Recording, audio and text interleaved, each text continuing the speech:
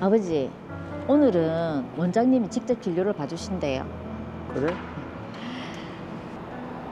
병원도 꼬박꼬박 오고 약도 잘 챙겨 드시는데 영 차도가 안 보이네. 수진이가 그래도 내 곁에 있어줘서 고맙다. 아빠, 무슨 그런 얘기를. 오빠랑 막내는 다 해외에 나가 있는데 그럼 내가 해야지. 어서 진료 보러 들어가요. 그래.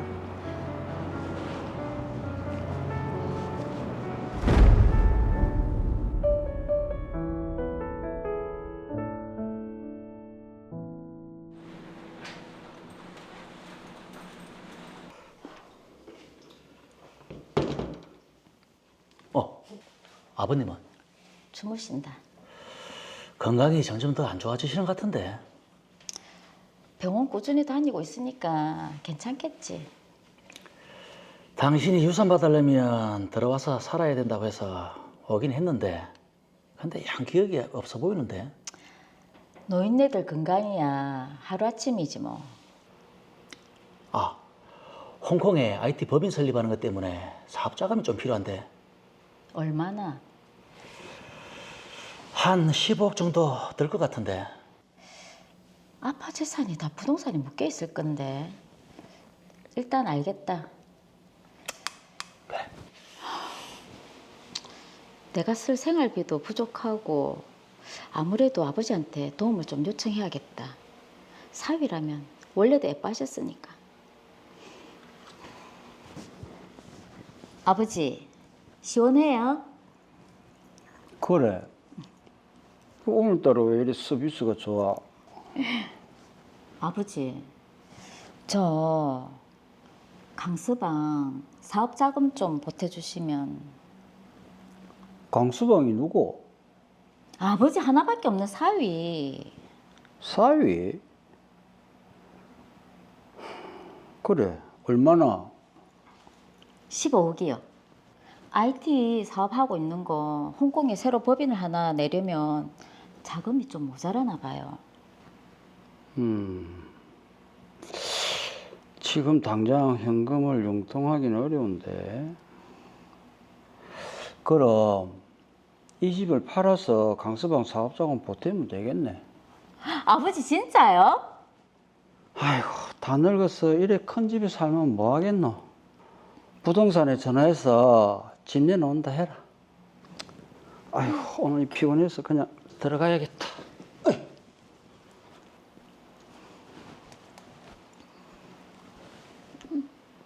부동산이죠. 집을 좀 내놓으려고 하는데요. 로이어 팰리스요. 한 30억 정도는 받았으면 하는데. 네.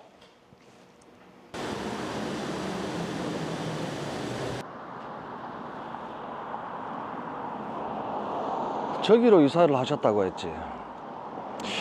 전에는 비위가 중요하다고 해운대만 고집하시더니 저기로 이사를 하셨다고? 이상하네.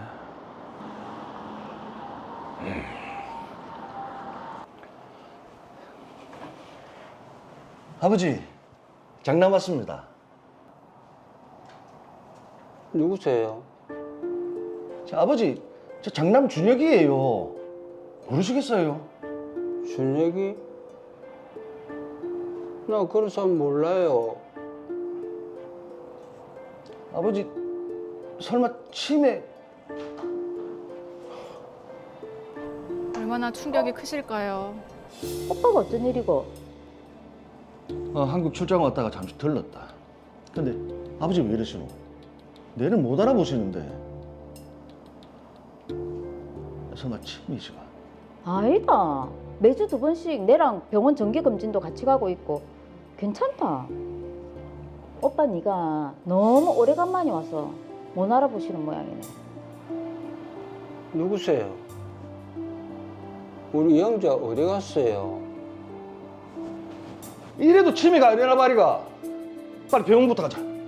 아버지, 일어나세요. 병원 갑시다. 일어나세요. 빨리 모시라. 검사 결과 아버지는 알츠하이머 진단을 받았습니다. 오빠 니 아직 미국 안 들어갔나? 아버지 로이어 팰리스 판 돈이 30억이던데 왜 10억이 매제한테 이체됐는데? 그리고 현금 5억 인출된 건 뭔데? 아버지 재산부터 확인했나? 네, 참. 지난 2년 동안 오빠랑 주수 없이 내가 아버지 직업 정성으로 모셔서 고맙다고 아빠가 강서방한테 정리해 준 거다. 왜? 현금은 아버지 생활비로 쓴 거고. 아버지 치매가 심했는데 정신이 온전치 않으신 거 네 알고 그랬지? 아, 무슨 소리고? 나도 이번에 진단받고 알았는데. 치매가 중증이 될 때까지 몰랐다고. 네 진짜 아버지 재산 노리고 일부러 들어가서 대단한 간병이라도 하는 것처럼 노리고 그랬지? 오빠! 네 말대로라면 강서방한테 준 돈도 정상적인 증여면 왜 1년 동안 나눠서 이체를 한 건데? 아, 세금 때문에 그런 거지. 아버지 어제 잠시 정신 들었을 때 물어보니까 증여한 적 없다던데. 뭐라고? 아, 참. 그래. 오빠 지금 내랑 아버지 재산 갖고 싸우자는 거지? 아버지 재산을 네 마음대로 하니까 그렇지. 내 이달은 못 두고 본다. 한두 푼도 아니고 소송해서 네가 뺏어간 아버지 재산 다 돌려받을 거니까 그리 알아라. 마음대로 해라.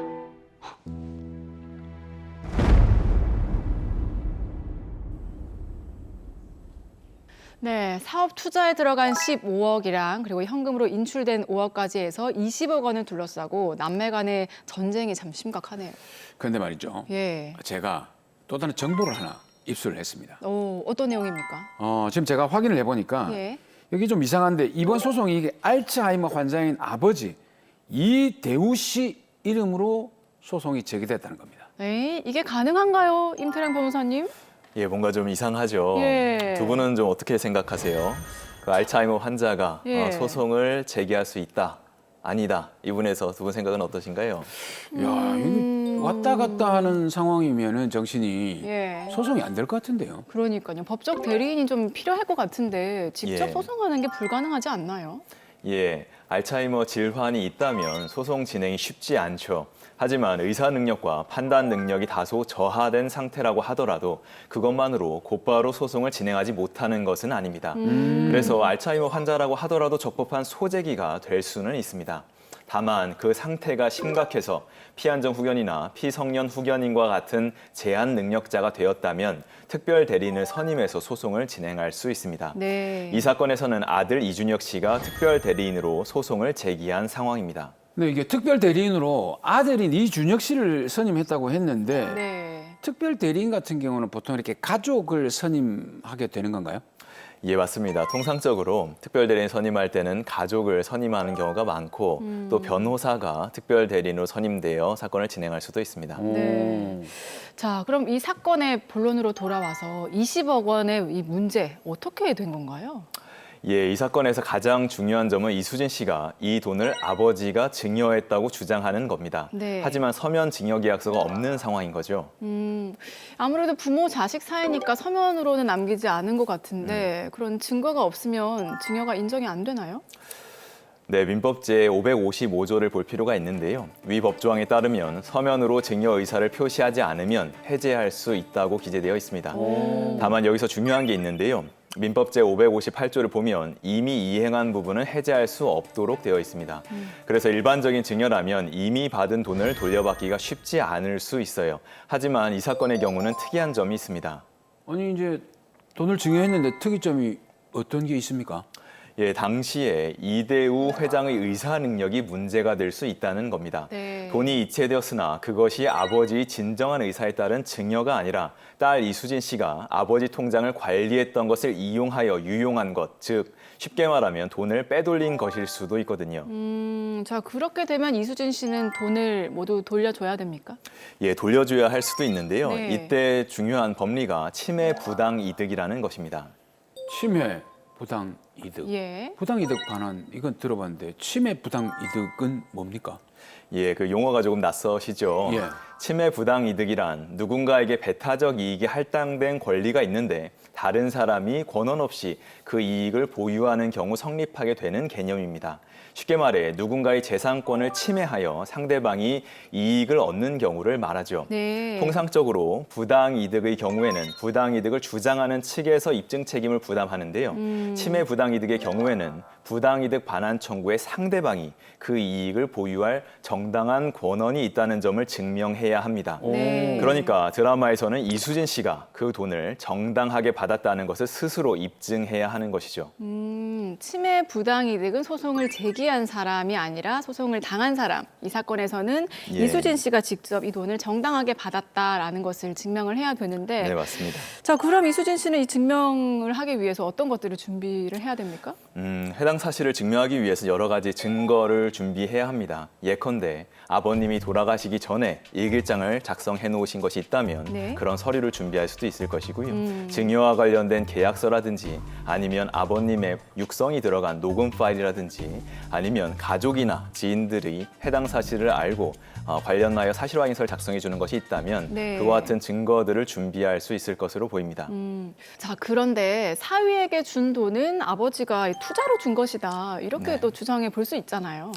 예, 이수진 씨는 그렇게 주장할 여지도 있어 보입니다. 그런데 투자 같은 경우에는 투자금과 투자에 따른 수익금 반환을 위한 그 같은 약정의 존재 사실도 확인이 되어야 합니다. 그런데 이 사건에서 보면 네. 그러한 투자를 위한 계약서라든지 관련된 증거는 특별히 없어 보이기 때문에 네. 이와 같은 주장을 한다고 하더라도 투자 약정 사실을 입증하기는 쉽지 않아 보입니다.